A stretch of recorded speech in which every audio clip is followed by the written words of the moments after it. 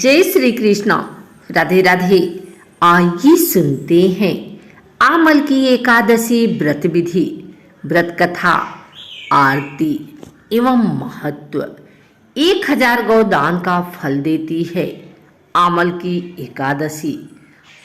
फाल्गुन शुक्ल एकादशी व्रत कथा। मानधाता बोले कि हे वशिष्ठ जी, यदि आप मुझ पर कृपा करें तो किसी ऐसे व्रत की कथा कहिए जिससे मेरा कल्याण हो। महर्षि वशिष्ठ बोले कि हे राजन, सब व्रतों से उत्तम और अंत में मोक्ष देने वाले आमल की एकादशी के व्रत का मैं वर्णन करता हूँ। यह एकादशी फाल्गुन माह के शुक्ल पक्ष में होती है। इस व्रत के करने से समस्त पाप नष्ट हो जाते हैं। इस व्रत का फल 1000 गौदान के फल के बराबर होता है। अब मैं आपसे एक पौराणिक कथा कहता हूँ, आप ध्यान पूर्वक सुनिए। एक वैदिश नाम का नगर था जिसमें ब्राह्मण, क्षत्रिय, वैश्य और शूद्र चारों वर्ण आनंद सहित रहते थे। उस नगर में सदैव वेदध्वनि गूंजा करती थी तथा पापी, दुराचारी तथा नास्तिक उस नगर में कोई नहीं था। उस नगर में चैत्ररथ नाम का चंद्रवंशी राजा राज्य करता था। वह अत्यंत विद्यमान तथा धर्मी था। उस नगर में कोई भी व्यक्ति दरिद्र व कंजूस नहीं था। सभी नगरवासी विष्णु भक्त थे और आबाल वृद्ध स्त्री पुरुष एकादशी का व्रत किया करते थे। एक समय फाल्गुन मास के शुक्ल पक्ष की आमल की एकादशी आई। उस दिन राजा, प्रजा तथा बाल वृद्ध सबने हर्षपूर्वक व्रत किया। राजा अपनी प्रजा के साथ मंदिर में जाकर पूर्ण कुंभ स्थापित करके धूप, दीप, नैवेद्य, पंचरत्न आदि से धात्री आंवले का पूजन करने लगे। इस प्रकार स्तुति करने लगे, हे धात्री, तुम ब्रह्म स्वरूप हो, तुम ब्रह्मा जी द्वारा उत्पन्न हुए हो और समस्त पापों का नाश करने वाले हो। तुमको नमस्कार है। अब तुम मेरा अर्घ स्वीकार करो। तुम श्री रामचंद्र जी द्वारा सम्मानित हो। मैं आपकी प्रार्थना करता हूँ, अतः आप मेरे समस्त पापों का नाश करो। उस मंदिर में सबने रात्रि को जागरण किया। रात के समय वहां एक बहेलिया आया जो अत्यंत पापी और दुराचारी था। वह अपने कुटुंब का पालन जीव हत्या करके किया करता था। भूख और प्यास से अत्यंत व्याकुल वह बहेलिया इस जागरण को देखने के लिए मंदिर के एक कोने में बैठ गया और विष्णु भगवान तथा एकादशी महात्म्य की कथा सुनने लगा। इस प्रकार अन्य मनुष्यों की भांति उसने सारी रात जागकर बिता दी। प्रातः काल होते ही सब लोग अपने घर चले गए तो बहेलिया भी अपने घर चला गया। घर जाकर उसने भोजन किया। कुछ समय बीतने के पश्चात उस बहेलिये की मृत्यु हो गई। मगर उस आमल की एकादशी के व्रत तथा जागरण से उसने राजा वीरदूरथ के घर जन्म लिया और उसका नाम वसूरथ रखा गया। युवा होने पर वह चतुरंगिनी सेना के सहित तथा धन धान्य से युक्त होकर 10,000 ग्रामों का पालन करने लगा। वह तेज में सूर्य के समान, कांति में चंद्रमा के समान, वीरता में भगवान विष्णु के समान और क्षमा में पृथ्वी के समान था। वह अत्यंत धार्मिक, सत्यवादी, कर्मवीर और विष्णु भक्त था। वह प्रजा का समान भाव से पालन करता था। दान देना उसका नित्य कर्तव्य था। एक दिन राजा शिकार खेलने के लिए गया। दैव योग से वह मार्ग भूल गया और दिशा ज्ञान न रहने के कारण उसी वन में एक वृक्ष के नीचे सो गया। थोड़ी देर बाद पहाड़ी मलेच्छ वहां पर आ गए और राजा को अकेला देखकर मारो मारो शब्द करते हुए राजा की ओर दौड़े। मलेच्छ कहने लगे कि इसी दुष्ट राजा ने हमारे माता पिता, पुत्र पौत्र आदि अनेक संबंधियों को मारा है तथा देश से निकाल दिया है, अतः इसको अवश्य मारना चाहिए।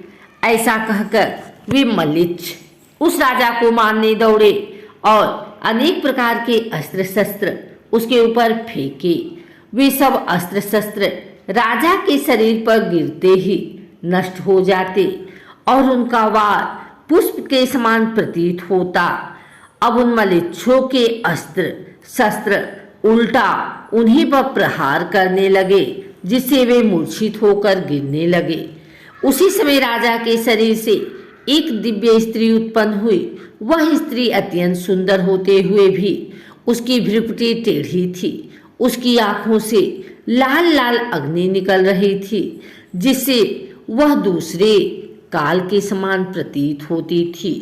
वह स्त्री मल्लिच्छों को मारने दौड़ी और थोड़ी ही देर में उसने सब मल्लिच्छों को काल के गाल में पहुंचा दिया। जब राजा सोकर उठा तो उसने मल्लिच्छों को मरा हुआ देखकर कहा कि इन शत्रुओं को किसने मारा है? इस वन में मेरा कौन हितैषी रहता है? वह ऐसा विचार कर ही रहा था कि आकाशवाणी हुई, हे राजा, इस संसार में विष्णु भगवान के अतिरिक्त कौन तेरी सहायता कर सकता है? इस आकाशवाणी को सुनकर राजा अपने राज्य में आ गया और सुखपूर्वक राज्य करने लगा। महर्षि वशिष्ठ बोले कि हे राजन, यह आमल की एकादशी के व्रत का प्रभाव था। जो मनुष्य इस आमल की एकादशी का व्रत करते हैं वे प्रत्येक कार्य में सफल होते हैं और अंत में विष्णु लोक को जाते हैं। आमल की एकादशी में आंवले का विशेष महत्व है। इस दिन पूजन से लेकर भोजन तक हर कार्य में आंवले का उपयोग होता है। इस दिन सुबह उठकर भगवान विष्णु का ध्यान कर व्रत का संकल्प करना चाहिए। व्रत का संकल्प लेने के बाद स्नान आदि से निवृत्त होकर भगवान विष्णु की पूजा करना चाहिए।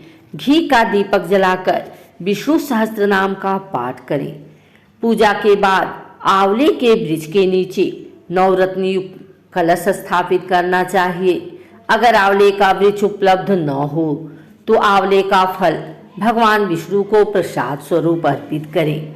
आंवले के वृक्ष का धूप, दीप, चंदन, रोली, पुष्प, अक्षत आदि से पूजन कर उसके नीचे किसी गरीब, जरूरतमंद व्यक्ति या ब्राह्मण को भोजन कराना चाहिए। अगले दिन यानी द्वादशी को स्नान कर भगवान विष्णु के पूजन के बाद जरूरतमंद व्यक्ति या ब्राह्मण को कलश, वस्त्र और आंवला आदि दान करना चाहिए। इसके बाद भोजन ग्रहण कर उपवास खोलना चाहिए। आंवला विष्णु देव को चढ़ा कर रखें और उनका सेवन करें। आंवला में ताकत देने वाला प्रोटीन है। ओम जय एकादशी, जय एकादशी, जय एकादशी माता। विष्णु पूजा व्रत को धारण कर शक्ति मुक्ति पाता। ओम जय एकादशी माता, तेरे नाम गिनाऊं देवी, भक्ति प्रदान करनी। गढ़ गौरव की देनी माता, शास्त्रों में भरनी। ओम जय एकादशी, मार्गशीर्ष के कृष्ण पक्ष की उत्पन्ना विश्वतारिणी जननी। शुक्ल पक्ष में हुई मोक्षदा, मुक्तिदाता बन आई। ओम जय एकादशी, पौष के कृष्ण पक्ष की सफला नामक है। शुक्ल पक्ष में होए पुत्रदा, आनंद अधिक रहे।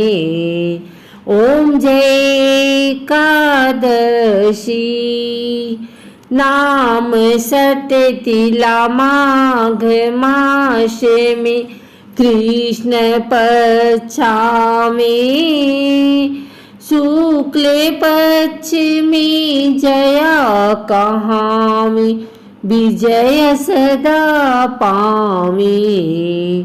ओम जय एकादशी विजया फागुन कृष्ण पक्ष में शुक्ला आमल की पाप मोचनी कृष्ण पक्ष में चैत्र महाबली की। ओम जय एकादशी चैत्र शुक्ल में नाम कामदा धन देने वाली नाम बरुथिनी कृष्ण पक्ष में बैसाख माह वाली। ओम जय एकादशी शुक्ल पक्ष में होए मोहिनी अपराजेष्ठ कृष्ण पक्षी नाम निर्जला सब सुख करनी शुक्ल पक्ष रखी। ओम जय एकादशी योगिनी नाम आषाढ़ में जानो कृष्ण पक्ष करनी दिवशयनी नाम कहायो शुक्ल पक्ष धरनी। ओम जय एकादशी कामिका श्रावण मास में आमे कृष्ण पक्ष कहिए श्रावण शुक्ला होए पवित्र आनंद से रहिए। ओम जय एकादशी अजा भाद्रपद कृष्ण पक्ष की परिवर्तिनी शुक्ला इंद्र आश्विन कृष्ण पक्ष में व्रत से भवसागर निकला। ओम जय एकादशी पापांकुशा है शुक्ल पक्ष में आप हरणहारी रमा मास कार्तिक में आवे सुखदायक भारी। ओम जय एकादशी देवोत्थानी शुक्ल पक्ष की दुख नाशक मैया पावन मास में करूं विनती पार करूं नैया। ओम जय एकादशी परमा कृष्ण पक्ष में होती जन मंगल करनी शुक्ल मास में होए पद्मिनी दुख दारिद्र हरनी। ओम जय एकादशी जो कोई आरती एकादशी की भक्ति सहित गावे जन गुरु दीता स्वर्ग का वासा निश्चय वह पावे। ओम जय एकादशी। बोलो एकादशी माता की जय।